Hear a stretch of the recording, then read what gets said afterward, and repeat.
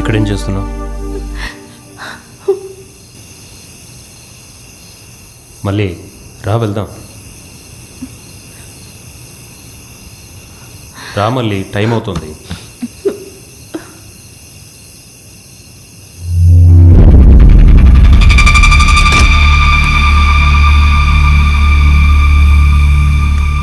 మళ్ళీ అర్జెంటుగా ఇల్లు ఖాళీ చేయడానికి కారణం ఉందమ్మా. సూర్య నీతో చెప్తాడు. ఇదంతా నీ మంచి కోసమే. పొద్దున్నే వచ్చి అడ్వాన్స్ తీసుకెళ్ళు. సరే మేము వెళ్ళొస్తాం. సరే జాగ్రత్తగా వెళ్ళరండి. వెళ్ళండి. వెళ్ళొస్తానక్క.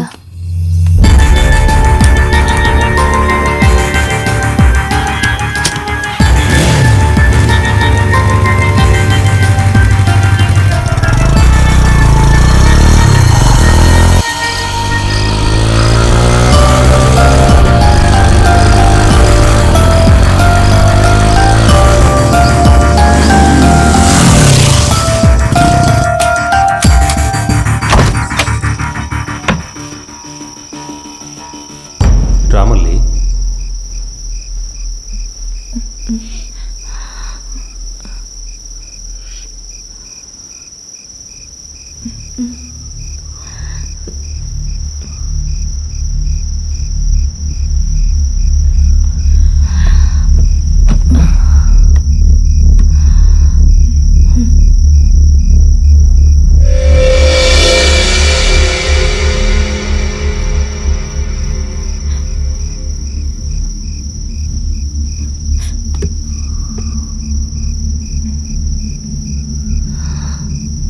ఇల్లెందుకు మారేమో అర్థం కావట్లేదా? నువ్వే కారణం. నువ్వు ముగిల్ని కలవడానికి వాళ్ళ ఇంటికి వెళ్ళావు. అది హౌస్ ఓనర్ చూశాడు. ఈరోజు ముగిల్ చనిపోయాడు. పోలీసులు ఎంక్వైరీ చేస్తున్నారు. అనవసరంగా నిన్ను కూడా పిలిచి ఎంక్వైరీ చేస్తారు. అందుకే నేను వెంటనే ఇల్లు ఖాళీ చేశాను.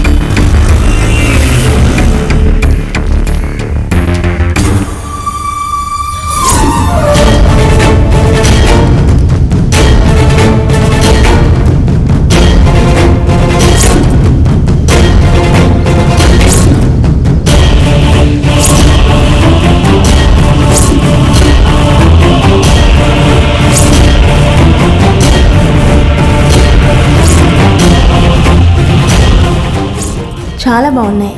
ఇవి జాగ్రత్తగా ఉంచుకో. నేను ఉంచుకోలేను.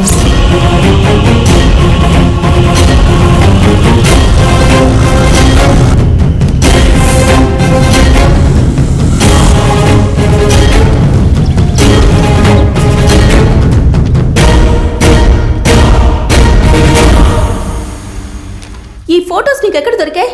ఇది తన దగ్గర ఉండే ఫొటోస్. You cheater!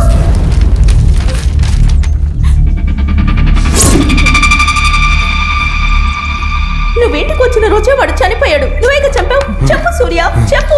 వాడు నీకేం ద్రోహం చేశాడు? నేను నీకేం ద్రోహం చేశాను? చెప్పు సూర్య, చెప్పు. నువ్వేం చేయలేదే.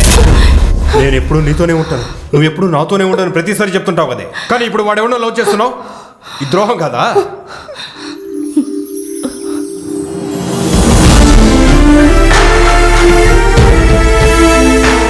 మా అమ్మ, నాన్న, మా వాళ్ళు, బంధువులు, నా ఇల్లు, మా ఊరు అన్నిటినీ వదిలేసి వచ్చాను కదే. ఎందుకు? నీకోసమే కదా. 15 సంవత్సరాల వయసున్నప్పటి నుంచి గొడ్డు చాకరీ చేశానే నీకోసమే కదా. అవన్నీ ఎందుకు చేశారు? అయ్యో సూర్య, నువ్వు తప్పుగా అనుకున్నావు. నీ మీద ఉన్నది అభిమానం, అతని మీద ఉన్నది ప్రేమ. అలా మాట్లాడకు మళ్ళీ. నీ డైరీ చదివినప్పటి నుంచి జీవోత్సవంలో బతుకుతున్నాను. నన్ను చంపేకు.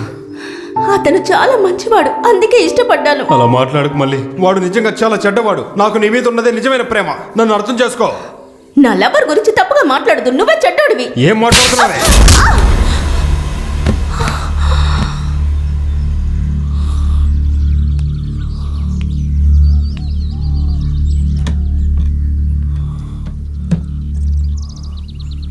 మీకోసమే బ్రతకాలని, స్వచ్ఛంగా ప్రేమించే వాళ్ళని మీరు ఎప్పటికీ నమ్మరా?